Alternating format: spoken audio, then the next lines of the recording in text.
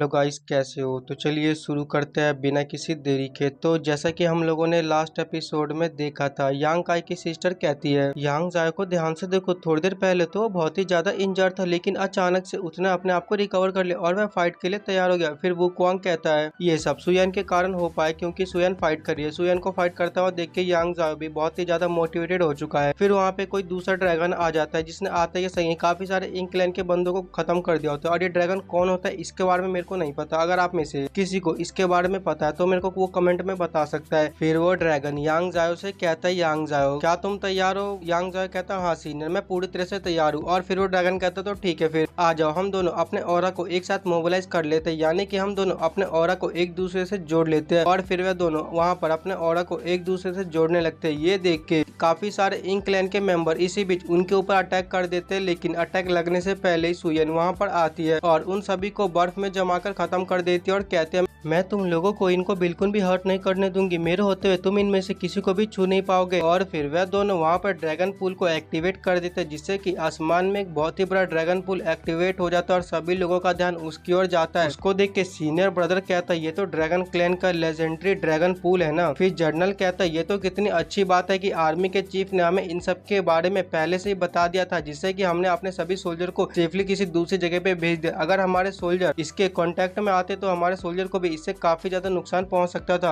और फिर आर्मी का चीफ कहता है ड्रैगन पूल ये बहुत ही ज्यादा पावरफुल ट्रेजर है, जो भी ड्रैगन क्लैन का ब्लड लाइन का बंदा इसके अंदर जाता है तो उसकी पावर एंड स्ट्रेंथ बहुत ही ज्यादा बढ़ जाती है। लेकिन अगर कोई ऐसा पर्सन इसके अंदर जाएगा जिसके पास ड्रैगन क्लैन की ब्लड लाइन ना हो या फिर उसके पास ड्रैगन वेन ना हो, तो वह डायरेक्टली अंदर जाके मारा जाएगा। सिंपली उसके लिए ये पॉइजन का काम करेगी। तो ठीक है, फिर हम अभी के लिए अपने सभी सोल्जर को वापस बुला लेते हैं। फिर जनरल कहता है बट चीफ में मुझे नहीं लगता कि हमें ऐसा करना चाहिए, क्योंकि हमारे सोल्जर अभी ठीक है और वह रॉयल लॉर्ड को भी फाइट कर सकते हैं। और मुझे वैसे नहीं लगता कि जो ड्रैगन पूल है ये रॉयल लॉर्ड को कुछ बिगाड़ भी पाएगा। सीनियर ब्रदर कहता है आर्मी का चीफ बिल्कुल सही कह रहा है, हमारे सोल्जर अभी थक चुके हैं, क्योंकि इंक क्लैन के मेंबरों की संख्या बहुत ही ज्यादा है। तो उसके बाद सिचुएशन हमारे फेवर में आ जाएगी और हम इंक क्लैन से जीत भी सकते हैं। इसीलिए हमारे सोल्जर के लिए अभी के लिए सबसे अच्छा रहेगा कि वे अपने आप को रेस्ट करें। तो आर्मी का चीफ कहता है तो ठीक है, फिर हमारे लिए यही बेस्ट स्ट्रेटजी है और हम इसी को फॉलो करेंगे। और फिर हमें रोज जी को दिखाया जाता है, जो काफी देर से अपने आप को हील करने की कोशिश कर रही होती है और वह फाइनली हील करके अब वहाँ से जाने लगते हैं और कहते हैं सीनियर अब मेरी बॉडी रिकवर हो चुकी है, अब मैं जा रही हूँ फाइट करने के लिए। सन कहता है तो ठीक है, फिर जल्दी जाओ और सभी इंक क्लैन को एक ही बार में जान से मार के खत्म कर दो। रोज को देखकर आर्मी का चीफ कह रहा होता है अभी हमारे ह्यूमन रेस में सबसे ज्यादा स्ट्रॉन्ग रोज है। देन उसके बाद वो दोनों जाइंट स्पिरिट है मिस रोज उन दोनों जाइंट स्पिरिट की हेल्प करने के लिए गई, क्योंकि उन दोनों जाइंट स्पिरिट को काफी सारे इंक क्लैन के मेंबर ने घेर रखा है और वह बहुत ही ज्यादा इंजर है। अगर वह ऐसे ही रहे तो वो मारे भी जा सकते हैं, इसीलिए रोज ही उनकी हेल्प के लिए जा रही है। जिन इंक क्लैन के मेंबर ने डा एंड उसके ब्रदर को घेर के रखा है उनको तो पता ही नहीं है कि उनके सामने कितना बड़ा खतरा आ रहा है और वह खतरा रोज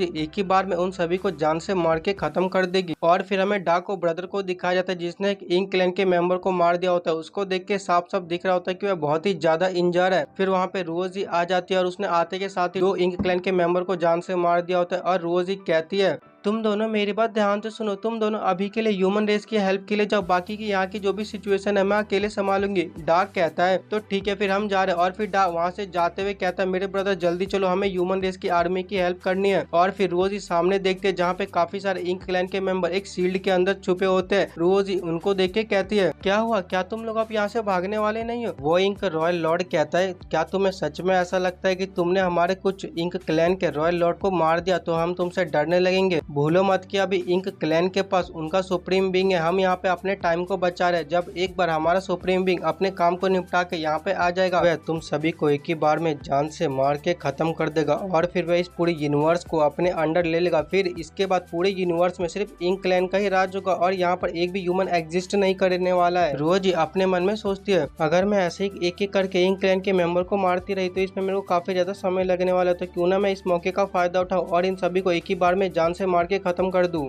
और फिर उसके बाद रोज ही अपना एक अटैक बना के उस फॉर्मेशन की ओर कर देते, लेकिन उस फॉर्मेशन के ऊपर एक भी स्क्रैच नहीं आता क्योंकि वो फॉर्मेशन बहुत ही ज्यादा पावरफुल होती है। ये देख के अंदर से वो रॉयल लॉर्ड कहता है क्या हुआ, क्या तुम्हारे पास बस इतनी एबिलिटी थी? तुमने हमारे काफी सारे रॉयल लॉर्ड को मारा है तो मुझे लगा तुम्हारे पास कुछ तो एबिलिटी होगी, लेकिन तुम तो इतनी भी ज्यादा पावरफुल नहीं है, तुम तो इस फॉर्मेशन के ऊपर एक स्क्रैच भी लेके नहीं आ पाई। रोज ही कहते ये फॉर्मेशन तो सच में काफी ज्यादा एक्स्ट्राऑर्डिनरी है, ऐसा लगता है कि मेरे को अपनी पावर को फिर से इंक्रीज करना पड़ेगा। और फिर रोज अपनी पावर को इंक्रीज करने लगते। ये देख के सन एंड मून कहने लगते, रोज क्या करे, तुम्हें यहीं पे रुक जाना चाहिए। अगर तुम ऐसे ही अपनी पावर को अपनी लिमिट से ज्यादा यूज करती रही तो फिर तुम डेफिनेटली मारे जाओगी। फिर रोज कहती है, लेकिन सीनियर मुझे ये करना ही पड़ेगा, मेरे पास के अलावा कोई दूसरा ऑप्शन नहीं है। रोजी को दूर से इंक क्लैन के मेंबर देख रहे होते। वो कहते हैं, आखिर ये लड़की फिर अब क्या कर रही है, क्या ये फिर से कोई सीक्रेट टेक्निक को यूज कर रही है? अगर ऐसा है तो हमें कुछ भी करके इसको समय रहते रोकना पड़ेगा। और फिर रोज अपनी पावर को इंक्रीज करने लगते, लेकिन वह अपनी पावर को इंक्रीज नहीं कर पाती। उसको कुछ फील होता है और उसके मुंह से खून निकलने लगता है। ये कितनी ज्यादा बेकार बात है कि मेरी बॉडी अपनी लिमिट पे आ चुकी है, अब मैं इससे ज्यादा अपनी पावर को और भी इंक्रीज नहीं कर सकती। रोजी को ऐसी हालात में देख एक इंक क्लैन का ओल्ड मैन कहता है, तो उस लड़की को देखो, अब ऐसा लगता है कि वह लड़की अपनी लिमिट पे आ चुकी है। यह कितना ज्यादा अच्छा मौका है, सभी लोग जाओ और जाके उसको जान से मार के वहीं पे खत्म कर दो। और ये बोलने के साथ ही काफी सारे इंक क्लैन के मेंबर रोज की ओर अटैक करने के लिए चले जाते हैं, लेकिन वहाँ पे कोई आके उन सभी को एक ही बार में खत्म कर देती है।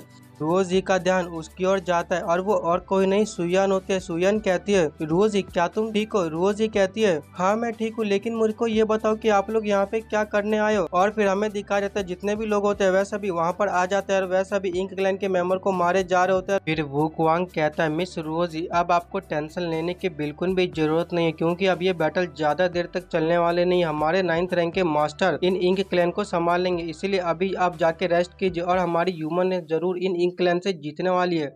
तो गाइस इसी के साथ ये एपिसोड खत्म होता है। वीडियो कैसी लगी कमेंट में जरूर बताइएगा। और मैं आपसे ये कहना चाहता हूँ, heavenly lord reincarnated into trash body, मैं उस सीरीज को आपसे डिसकंटिन्यू करने वाला हूँ, क्योंकि मेरे को उसमें बिल्कुल भी रिस्पॉन्स नहीं मिल रहा है। मैं उसकी जगह I can summon a god को एक्सप्लेन करने वाला। उस मांगा के अब तक 10 चैप्टर के आसपास रिलीज हो चुके हैं, इसीलिए मैं उनको एक्सप्लेन करूंगा और उसके बाद मैं उस सीरीज को एक्सप्लेन करूंगा जो मैंने अपने शॉर्ट्स वीडियो में अपलोड किया। और अगर आप लोग चाहो तो मुझे आप कमेंट में बता सकते हो कि मैं नेक्स्ट किस कल्टीवेशन मानुआ को एक्सप्लेन करूं। तो ठीक है, फिर अब हम मिलेंगे किसी और एपिसोड में, तब तक के लिए गुड बाय।